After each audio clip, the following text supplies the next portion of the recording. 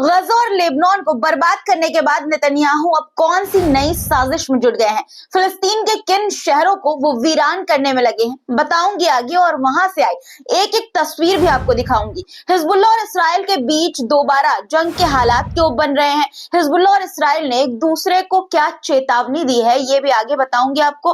Trump की धमकी का पुतिन ने क्या जवाब दिया है, सऊदी अरब के सामने अमेरिका क्यों गिड़गिड़ा रहा है, कटोरा लेकर अमेरिका ने सऊदी अरब से क्या डिमांड की है, तमाम बड़ी खबरें आज के इस वीडियो में सुबह सुबह आपके लिए लेकर आई हूं, इसलिए पूरा वीडियो जरूर देखिएगा।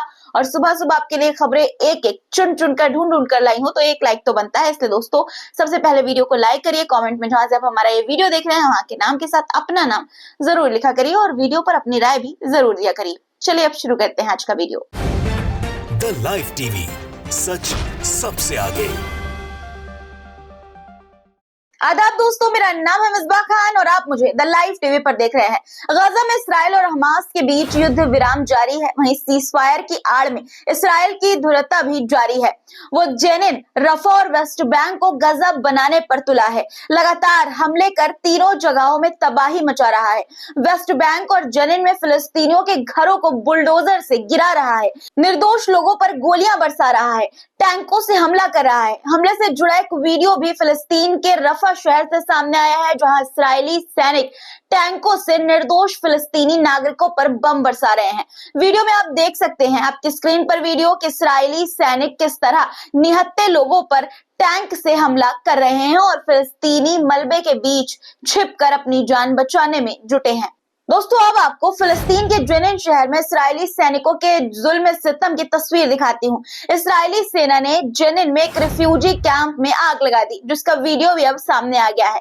दरअसल इसराइल यहाँ रह रहे लोगों को जबरन यहाँ से जगह खाली करवाना चाहता है। पहले पर्ची के जरिए वो चेतावनी जारी करता है और जो नाफरमानी करता है उसकी चेतावनी की, उसके आदेश की, उसका ये हाल कर देता है। इस्राएली सेना की कार्रवाई का विरोध भी हो रहा है दोस्तों। एक तरफ मनमानी इस्राएली सेना की जेनिन में जारी है, हमले जारी है और दूसरी तरफ विरोध भी हो रहा है।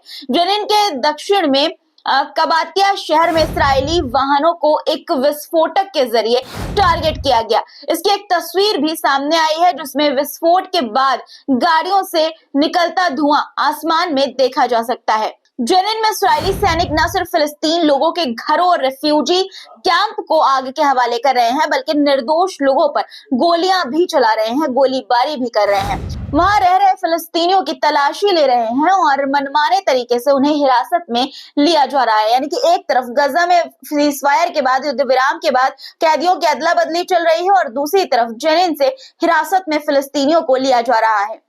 उन्हें जगह छोड़ने के लिए धमकाया जा रहा है लगातार और जगह खाली नहीं करने पर उन पर गोलियां बरसाई जा रही हैं। एक रिपोर्ट के मुताबिक जेनिन में इस्राएली सेना की छापेमारी अभियान के तहत 12 लोग मारे गए हैं और हजारों लोगों को भागने के लिए मजबूर होना पड़ा है।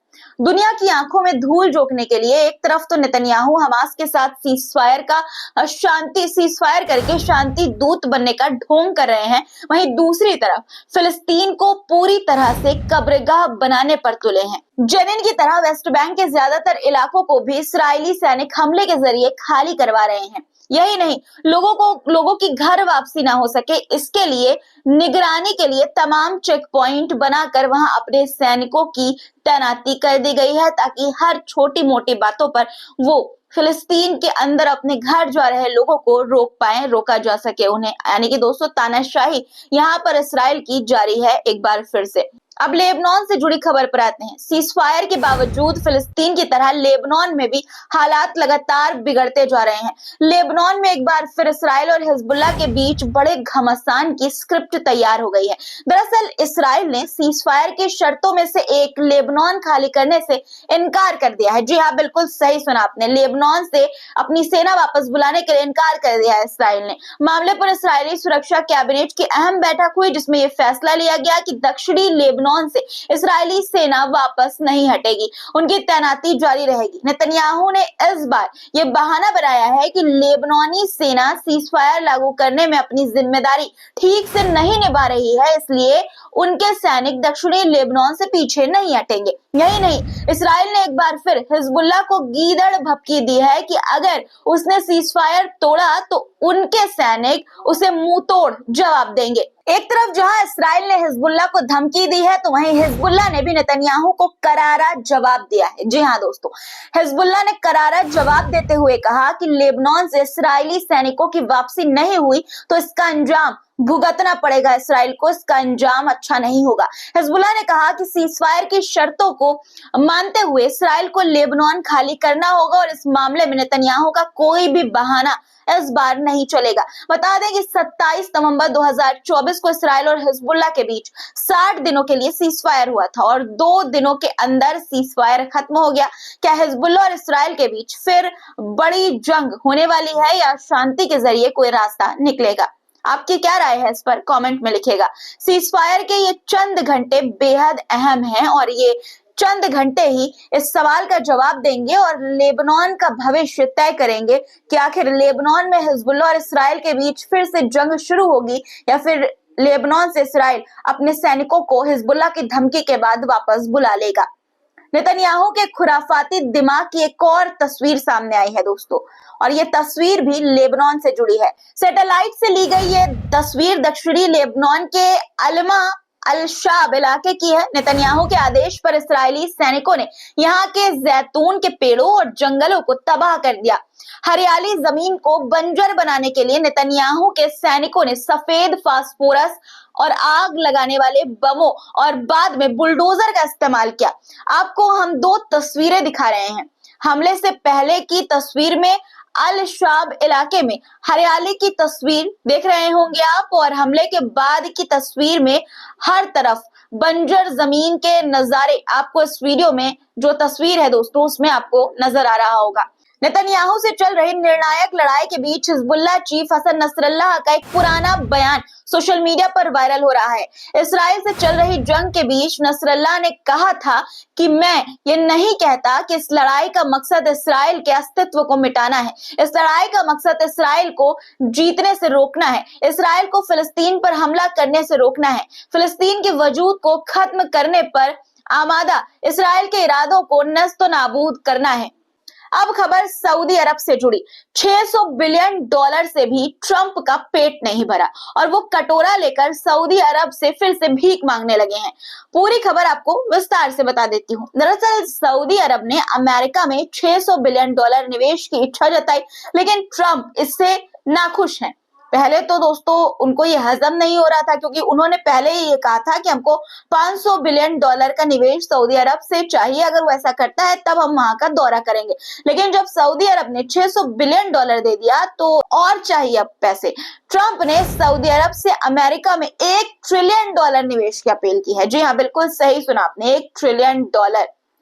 एक तरह से अमेरिका सऊदी अरब के सामने गिड़गिड़ा रहा है कि वहां ज्यादा से ज्यादा निवेश कर सऊदी अरब उनकी अर्थव्यवस्था को मजबूत करे।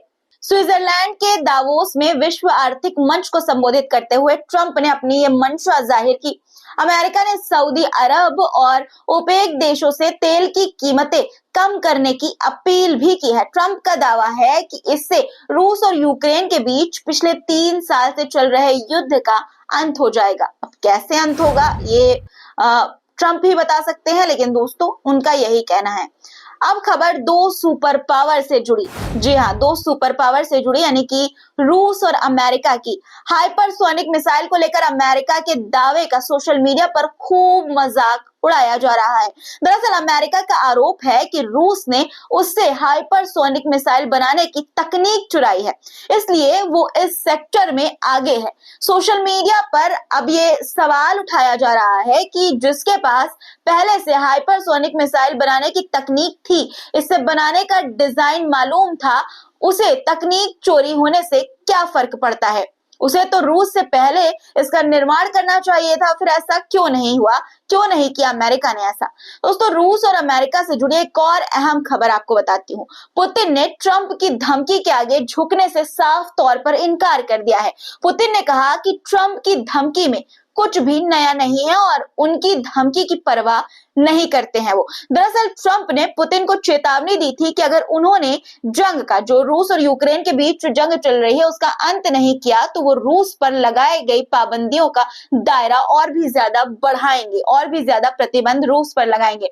पुतिन ने कहा कि रूस इन बंदियों का सामना करने में सक्षम है और यूक्रेन के खिलाफ लड़ाई पर इन बंदिशों का, इन प्रतिबंध का कोई असर नहीं पड़ेगा। रूस यूक्रेन से जुड़ी एक और ताजा खबर आपको बता देती हूँ। यूक्रेन की राजधानी कीव पर रूस ने ड्रोन से बड़ा हमला किया है। हंगरी ने कहा कि अगर वो रूस के रास्ते होने वाले गैस की सप्लाई को दोबारा से बहाल करते हैं तो रूस पर यूरोपीय संघ के प्रतिबंध की म्याद को बढ़ाया जा सकता है। प्रतिबंध को बढ़ाया जाए या घटाया जाए, इस मामले पर यूरोपीय संघ की हाल ही में अहम बैठक होने वाली है। बता दें कि हंगरी यूरोपीय संघ के एक अहम सदस्य हैं। आज के लिए इतना ही दोस्तों। आज की वीडियो पर आपकी क्या राय है कमेंट में जरूर लिखिएगा। अगर आपका कोई सुझाव हो तो प्लीज जरूर शेयर किया करिए। आपका प्यार, आपके सुझाव मेरे लिए बेशकीमती हैं। कमेंट में अपनी राय जरूर लिखा करिए। और दोस्तों, लाइक अभी तक नहीं किया है तो फटाफट लाइक कर दीजिए।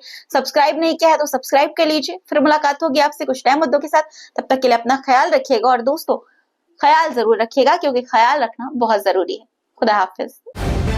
द लाइव टीवी, सच सबसे आगे।